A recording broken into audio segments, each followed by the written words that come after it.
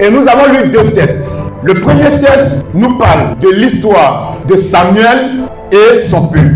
Samuel était roi et il est devenu vieux.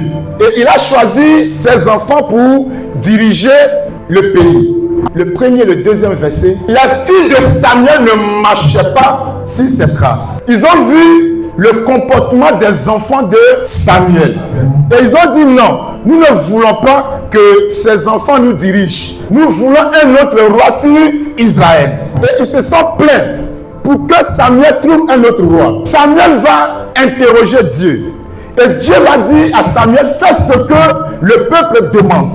Et le deuxième test, Genèse 21, la Bible nous parle de Sarah et Abraham.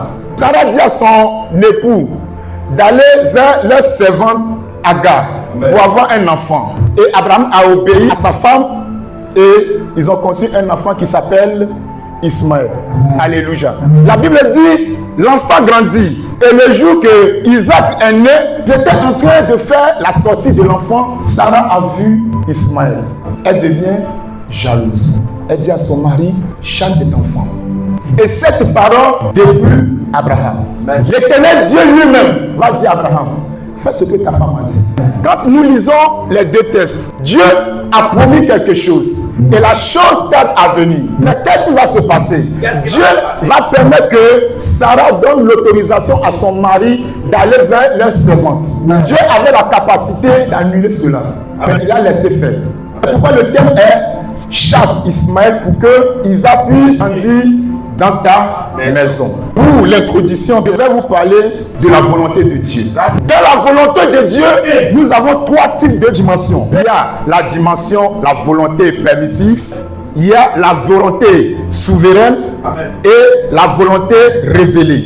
La volonté permissive. Il est écrit dans le dictionnaire Larousse que la volonté permissive, c'est quelque chose qui t'arrive, que tu fais. Que Dieu lui-même, il donne l'autorisation de faire. Mais il n'approuve pas cela. Ça, c'est la volonté permissive de Dieu. La volonté souveraine. La volonté souveraine se cache dans les choses qui vont s'accomplir dans le dessein de Dieu. C'est-à-dire, quel que soit ce qui va se passer, c'est ce que Dieu a décidé, c'est ce qu'il va faire. La volonté révélée. La volonté révélée, c'est lorsque Dieu dit ça, voici ça. Il te dit, tu ne tueras point. Tu ne voleras point. C'est ça qui est là. Soit tu obéis, soit tu n'obéis pas. Tu peux tromper ta femme. Tu es un enfant. Et Dieu approuve que cette chose-là ait lieu. Il n'empêche pas cela. Abraham, qui est un homme puissant, qui craint Dieu, qui cause avec Dieu, mais il va jusqu'à tromper sa femme, avec l'accord de sa femme. Et quand Sarah était en train de lui dire, chasse cet enfant, Dieu était assis à côté et puis il regarde. Il dit, viens voir ce qu'il va dire. Et puis il appelle Abraham. Abraham, chasse cet enfant. Fais comme ta femme a dit. Dieu. Non, tu es dur. Alléluia. C'est pourquoi souvent on a l'habitude de dire ce que femme veut. Le deuxième test m'a servi de leçon. Le peuple là murmurait et demandait un roi. Mais mon problème n'était pas là. Samuel, qui était le fils spirituel d'Élie. La Bible dit que les enfants d'Élie faisaient des choses qui étaient contraires à ce que leur père faisait. Samuel était le fils spirituel d'Élie. Et dans ce même texte-là, la Bible dit que Samuel aussi, ses enfants, avaient le même comportement que les enfants d'Élie. Si vous suivez des personnes, ou bien si vous avez des pères spirituels, faites très attention. La vie de votre père spirituel peut jaillir sur votre vie de façon positive ou négative. Je ferme ma parenthèse. Alléluia. Nous allons parler d'Ismaël. Ismaël, c'est qui dans notre vie? Ismaël, c'est le premier enfant d'Abraham. Mais Ismaël n'était pas le premier fils d'Abraham. Parce que le jour où l'Éternel Dieu demande à Abraham de sacrifier, il a dit, il faut sacrifier ton premier-né. On ne sacrifie pas les enfants, mais on sacrifie les premiers-nés. Ismaël était né avant Isaac. Amen. Alléluia. Amen. Mais pourquoi c'est Isaac qui est le premier-né? Parce que c'est l'enfant de la promesse. Ismaël sont des enfants qui sont chez nous à la maison, que nous nourrissons. Nous faisons tout pour eux, pour qu'ils puissent grandir. Mais ces enfants ne sont pas des enfants de la destinée. Les Ismaël sont des choses qui sont dans notre vie. Des comportements qui sont dans notre vie que nous nourrissons tous les jours. Les Ismaël sont des comportements bizarres qui sont dans notre vie que nous essayons de jongler avec ça de temps en temps pour avancer dans la vie. Les Ismaël. Pas parce que Dieu ne voit pas les Ismaël. Dieu voit les Ismaël. Mais Dieu permet que ces Ismaël soient dans la vie d'un afin de le préparer pour quelque chose. Dans ta vie, Ismaël peut être des mensonges que tu fais, peut être des vols que tu fais, une fille que tu entretiens au dehors. Ismaël, ça peut être un gars que tu entretiens au dehors, que tu prends son argent, tu bouffes tous les jours. Et lorsque l'Éternel Dieu te dit de chasser Ismaël, tu dois le faire. Lorsque Sarah te dit de chasser Ismaël, tu dois le faire. Sarah, c'est des prophètes, des hommes de Dieu qui te prêchent tous les jours. Pour te dire, il faut arrêter ça, il faut laisser tomber, c'est pas le moment. Mais tu refuses d'écouter ce que les hommes de Dieu te disent et tu attends que le Saint-Esprit descende pour te parler. Et nous avons des personnes dans la maison de Dieu qui se disent chrétiens, mais nourrissent des Ismaël.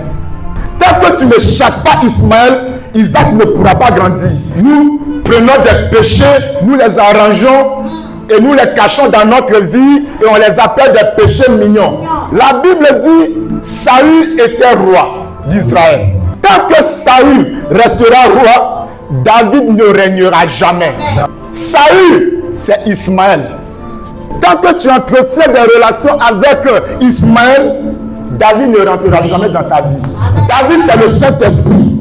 Quand Saül est dans ta vie, de temps en temps, David peut passer là pour tuer Goliath. Mais il ne restera pas roi.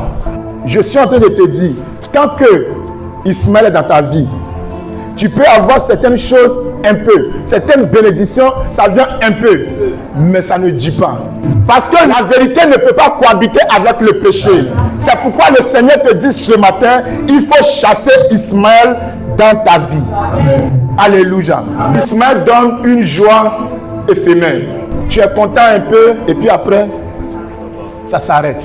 Quand tu as Ismaël, tu penses que tu es heureuse. Mais tu vas remarquer que après, cette joie-là, ça passe facilement. Et puis mais tu ne comprends rien dedans. Alléluia. Qui sont les Isaac? Les Isaac sont des plans souverains de Dieu. Ce que Dieu a dit pour toi, il va le faire. Amen.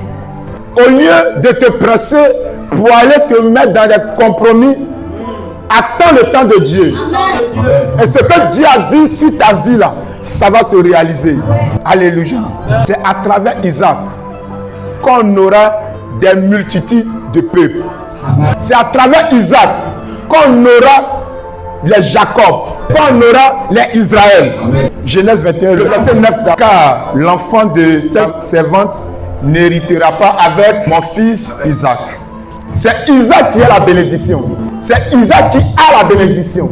Mais comment on peut laisser la bénédiction de côté et aimer Ismaël?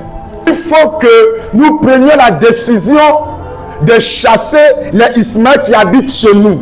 Un chrétien rempli d'orgueil, tout ce qu'on lui dit là, non, ce qu'il connaît là, c'est ce qui est vrai. Un chrétien méchant, et nous voulons que le Saint-Esprit habite en nous. Il ne peut pas habiter dans vos cœurs parce que Ismaël est là. Regarde, Isaac est resté auprès de ce monsieur pendant des années, mais Isaac n'avait pas la place dans la maison. C'est le jour où Abraham a chassé cet enfant que Isaac a pris totalement la place dans la maison. Le Saint-Esprit veut se manifester dans les vies. Dieu veut bénir des personnes, mais il se pose des questions. Si je te bénis là, est-ce que tu ne vas pas aller partager avec les Ismaël? C'est pourquoi ta bénédiction tarde. On accuse souvent les sorciers inutilement.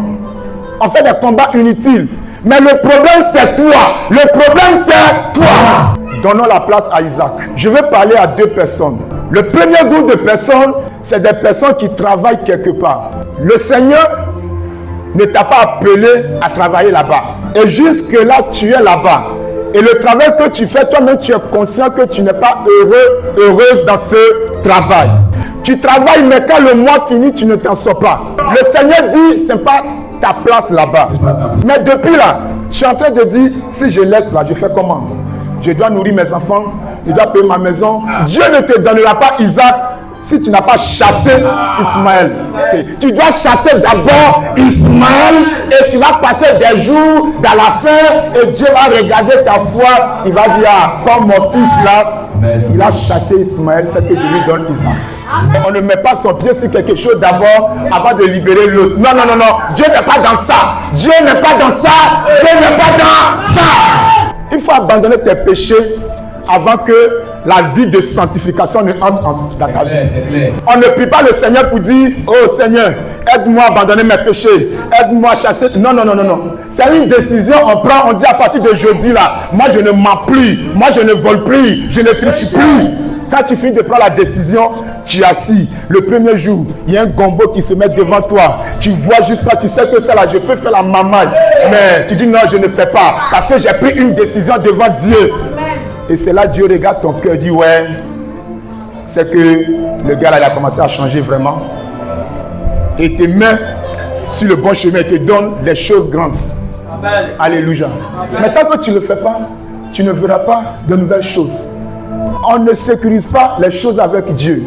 C'est Dieu qui nous sécurise. Ils viennent à l'église, mais dehors là, non. Les païens sont mieux qu'eux. Tu travailles dans les entreprises, tu fais la mamaille, tu voles l'argent de la société. La méchanceté, la colère, la jalousie. Mais combien sont ces chrétiens qui n'ont pas ces choses en eux? Si tu m'énerves là, et te montrer qui je suis, hein, c'est parce que je suis devenu chrétien que je suis comme ça. Il ne faut pas réveiller ce qui dort en moi. Ismaël. Et regardez ce que Ismaël a créé aujourd'hui. Et les guerres que nous vivons dans le monde aujourd'hui, c'est à cause d'Ismaël. Né du même père, mais une double vie. Lucifer et Jésus, du même père. Mais à cause de l'orgueil, ils se sont séparés. Lucifer a pris son chemin, Jésus a pris son chemin. Et Lucifer travaille pour recruter. Lucifer évangélise pour avoir des âmes. Jésus aussi évangélise pour avoir des âmes. Et nous sommes les disciples de Jésus. Alors si nous sommes les disciples de Jésus, nous ne devons pas travailler avec Lucifer. La fin sera très terrible. Si tu ne prends pas le temps de chasser Ismaël dans ta maison maintenant, s'il reste dans la maison, s'il grandit, s'il devient vieux, tu ne peux pas le chasser et tu ne seras pas béni aussi. Si tu ne prends pas le temps maintenant d'enlever les vieux comportements dans ton cœur, dans ta vie et prends une bonne décision pour marcher avec le Seigneur, tu ne seras pas béni. Tu ne seras pas sauvé. Si Dieu lui-même te parle, ce n'est pas bon pour toi. Donc écoutez sa parole. Mettez sa parole en pratique. Parce que nous vivons dans les temps mauvais. Alléluia. Nous vivons dans les derniers temps. Et Jésus veut une église solide, puissante, qui va dominer le monde, qui va dominer tout. Mais si nous avons des mauvaises choses, le péché, l'envie, l'orgueil, la jalousie en nous, on ne peut pas porter plainte contre le diable. Tu as volé avec quelqu'un, tu prends cette personne-là, tu vas porter plainte contre lui. Et puis il est au commissariat ou bien à la gendarmerie. Bon, quand il va commencer à le chicoter, il va dire, j'ai volé à lui. Voilà, toi maintenant tu es dans le problème. Tu veux chasser le sorcier, mais toi-même tu as fini la sorcellerie. La sorcellerie, c'est la colère que tu as. C'est la méchanceté que tu as. C'est la mauvaise chose que tu fais là. C'est la sorcellerie. C'est pas la sorcellerie où on s'envole la nuit là. Seulement qu'on dit sorcier. Que Dieu enlève tous les Ismaël dans cette église au nom de Jésus. Que Dieu enlève les Ismaël qui sont dans ton cœur au nom de Jésus. Les petites que tu entretiens au dehors là. Que le Seigneur enlève l'amour de ces filles-là dans ton cœur au nom de Jésus. Voir les vols que tu fais dans ton entreprise, que le Seigneur enlève ces choses dans ton cœur au nom de Jésus.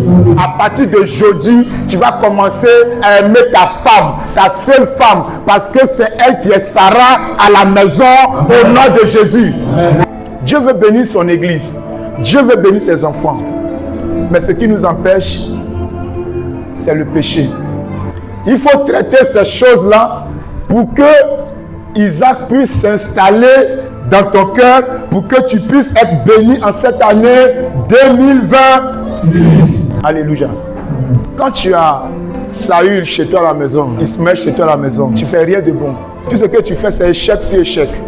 Quand tu laisses le péché grandir en toi, pour que le Saint-Esprit vienne, c'est difficile. Parce que le péché lui-même organise des plans pour ne même pas que le Saint-Esprit s'approche de toi.